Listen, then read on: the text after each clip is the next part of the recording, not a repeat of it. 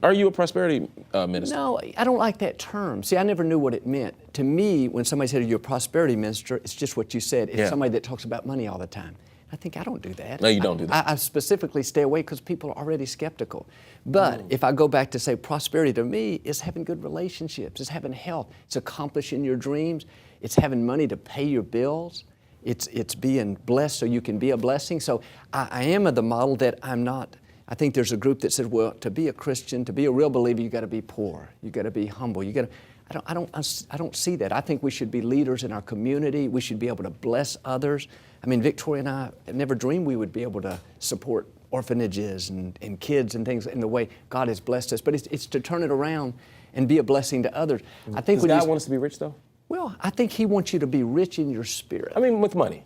Well, I don't think there's anything wrong with that. You go back to saying, you look in the Old Testament, Christianity was started with Abraham, and it says he was the wealthiest man there. So I don't think anything's wrong with that. I think God wants you to succeed and excel, but I don't think you can say, well, money is my goal. If I'm a Christian, well, God's going to make me rich. I think that's the wrong thing. The flip side is don't take it the other way to say, well, you know what, I'm just a Christian. I'm not supposed to. Right. No, we're supposed to be leaders. Don't romanticize poverty. Yeah, no, I'm with you on that. Well, we know a lot of wealthy people who aren't happy. Oh, so most wealthy people I know aren't happy. And so, that's the thing. It's like, are you happy? Are you living? Yeah. Do you love your family? Are you enjoying what really is it means something? So that's really what rich is, isn't it?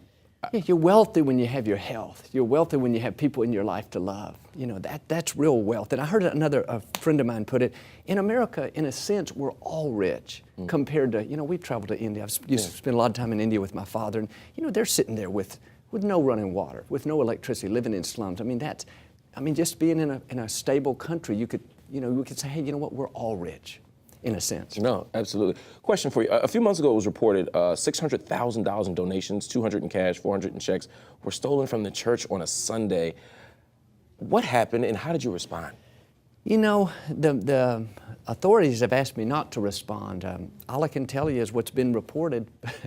Somebody somehow got in the safe I think it happened on a Sunday after service, and Monday when the authorities came to get take it to the bank, it wasn't there. Wow. And it's baffled everyone. Does that hurt to know that you give so much of yourself and spiritually and emotionally and even physically, and then to have someone? It didn't.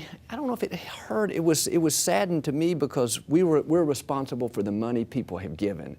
And you know what? A lot of people that come, they don't have a lot of money to give, but they make sacrifices. And I thought, man, I hate for these people to think that money went to waste. Right. Now, fortunately, a lot of it was checks that just get canceled and stuff. Yeah, but it's just, but you know what? We live what we preach. God's going to fight our battles. He's going to restore what should be ours, and He'll get us to where we're supposed to be. Is that a normal amount you bring in per week?